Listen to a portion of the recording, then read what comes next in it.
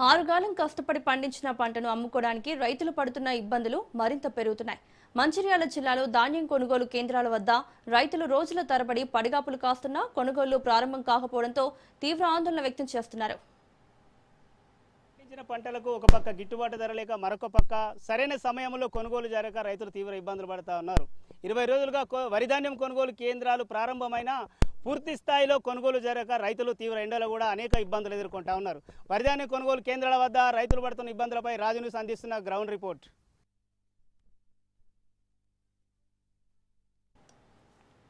మంచిర్యాల జిల్లాలో యాసంగి పంటగా సాగు చేసిన వరి ధాన్యాన్ని రైతులు ఇప్పటికే కొనుగోలు కేంద్రాలకు తరలించారు. కేంద్రాలు ప్రారంభమై 20 రోజులు గడిచినా ఇప్పటి వరకు పూర్తి స్థాయిలో కొనుగోలు జరగకపోవడంతో రైతులు తీవ్ర ఇబ్బందులు పడుతున్నారు. ఉదయం నుంచి సాయంత్రం వరకు ధాన్యాన్ని ఆరబోస్తూ కొనుగోలు కోసం ఎదురు చూస్తున్నారు. అకాల వర్షాల భయంతో రైతుల్లో ఆందోళన నెలకొంది.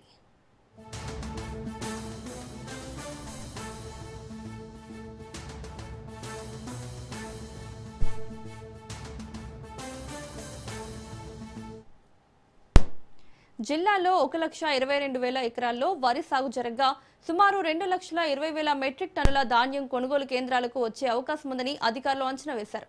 దీనికోసం 313 కేంద్రాలు ఏర్పాటు చేయాలని నిర్ణయించినా ప్రస్తుతం కొద్ది కేంద్రాలే ప్రారంభమయ్యాయి. కొనుగోళ్లు ప్రారంభం కాకపోవడంతో ధాన్యం కుప్పలు పేరుకుపోయాయి. కొన్ని కేంద్రాల్లో తూకం సమస్యలు, మిల్లుల ట్యాగింగ్ లేకపోవడం రైతులకు ఇబ్బందిగా మారింది. వ్యాప్తంగా కూడా గత 20 రోజుల క్రితమే వరిధాన్యం కొనుగోలు కేంద్రాలు ప్రారంభమైనా కూడా ఇప్పటి వరకు కూడా పూర్తి స్థాయిలో కొనుగోలు జరగకపోవడంతో కూడా రైతులైతే తీవ్ర ఇబ్బందులు ఎదుర్కొంటారు. దీనికి సంబంధించి మనం ఏదైతే హాజీపూర్ మండలంలోని పడతనపల్లి కొనుగోలు కేంద్రం వద్ద ఉన్నాం. ఇక్కడ కొంతమంది మనం చూడొచ్చు. ఇక్కడ కూడా గత 20 రోజుల నుంచి కూడా రైతులు వరిధాన్యాన్ని తీసుకొచ్చి కూడా కళాల వద్ద నుంచి కూడా తీవ్ర ఎండలో కూడా రైతులు వరిధాన్యం కొనుగోలు కేంద్రాల వద్దనే పడిగాపులు కాస్తున్నటువంటి పరిస్థితి కొనసాగుతుంది. దీనికి సంబంధించి కూడా ఏదైతే జిల్లా వ్యాప్తంగా కూడా ఇదే పరిస్థితి నెలకొన్నది. మొత్తం కూడా ఇటు మంచిర్యాల కావచ్చు, అదేవిధంగా కూడా ఆసిఫాబాద్ జిల్లాలో కూడా వరిధాన్యం కొనుగోలు కేంద్రాల వద్ద అయితే రైతులైతే పడిగాపులు కాస్తున్నటువంటి పరిస్థితి. కానీ ఇప్పటి వరకు కూడా ఎక్కడ కూడా అధికారులు అయితే పూర్తి స్థాయిలో కూడా కొనుగోలు ప్రారంభించలేదు. ముఖ్యంగా కూడా ఏదైతే ఇప్పటి వరకు కూడా స్పందించినటువంటి పరిస్థితి లేదు కదా. దీనికి సంబంధించి మనతో మాట్లాడడానికి కొంతమంది రైతులు ఉన్నారు. నిజంగా వీళ్ళు పడుతున్నటువంటి ఇబ్బంది ఏంది, ఎటువంటి ఇబ్బందులను ఎదుర్కొంటా ఉన్నారు, ఎండ తీవ్రత 45 డిగ్రీలు దాటినా కూడా ఎటువంటి ఇబ్బందులకు గురవుతున్నారన్న విషయాలు తెలుసుకునేటువంటి ప్రయత్నం చేద్దాం. చెప్పండి బ్రదర్, ఏంది అసలు ఎటువంటి ఇబ్బందులు ఎదుర్కొంటున్నారు? ఎన్ని ఎకరాల మీరు వరి సాగు చేసిండ్రు? అసలు ఏంది పరిస్థితి? నేను ఒక 3 ఎకరాలు వరి సాగు చేయడం జరిగింది. ఒక 20 రోజులు అవుతుంది. మొత్తం రైతులందరూ కూడా ఫస్ట్ ఒక నెల రోజుల సుంది కళ్ళాలల్లా వడ్లు పోస్తూనే ఉన్నారు. ఆరబెట్టిండ్రు, కుప్పలు పోసిండ్రు. ఇంతవరకు ఒక అధికారి కానీ ఒక నాయకులు కానీ ఇప్పటికి వచ్చిన దాఖలా లేదు. మొన్న గత 2-3 రోజుల కింద ఓపెన్ చేసిండ్రు జోక్తమని.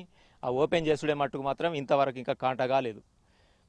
గత టీఆర్ఎస్ గవర్నమెంట్లో ఎట్లయితే రైతులను దోసుకున్నారో అదేవిధంగా మరి ఈ ప్రభుత్వం కూడా అనుసరించబోతున్నది.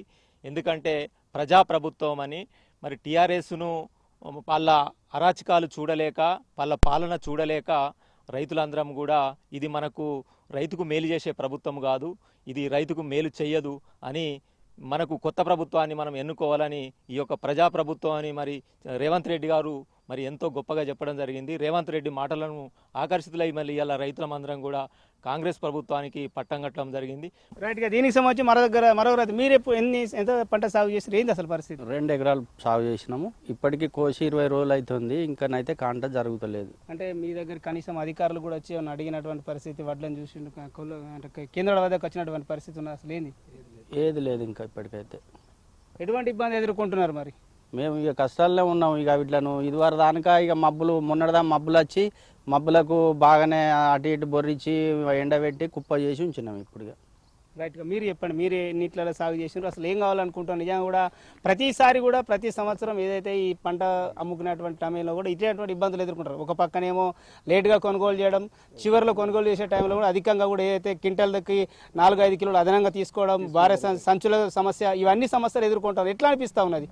ఇప్పుడు లాసే మాకు ఎప్పుడు 4 ఎకరాలు చేస్తాను నేను. ఇప్పుడు 15 రోజులు అవుతుంది మీకు వచ్చి. అయితే రైతు అత్తలేడు, ఎవరు వచ్చేది లేడికి. అత్తాను పోతానా అని ఎవరు వచ్చలేదు. మాకు ఏరేసే లేదు. ఆడ వర్షాలు పడితే పాము వెళ్ళిపోతుంది. కుప్పలు ఈ పరదలకే అవుతున్నాయి కిరాయిలు మాకు. ఏదైతే వెండ ఏడిని తట్టుకొని కూడా ఉదయం పళ్ళాన్ని విడిచిపెట్టి కూడా వరిధాన్యం కొనుగోలు కేంద్రాలనే పడిగాపులు కాస్తా ఉన్నారైతే రైతులు ఆవేదన వ్యక్తం చేస్తున్నారు. ఇప్పటికైనా కూడా అధికారులు స్పందించి పూర్తి స్థాయిలో ధాన్యాన్ని కొనుగోలు చేయాలని కూడా రైతులైతే డిమాండ్ చేస్తున్నటువంటి పరిస్థితి. Camera person Srinivas, Arun Kumar, Raj news, Mancherial జిల్లా. లక్షటిపేట, దండేపల్లి, హాజీపూర్ మండలాల్లో ఇప్పటికే ధాన్యం పూర్తిగా కేంద్రాలకు చేరింది. అయినా సరైన సమయంలో కొనుగోలు ప్రారంభం కాకపోవడంతో రైతులు తీవ్రంగా ఇబ్బందులు ఎదుర్కొంటున్నారు.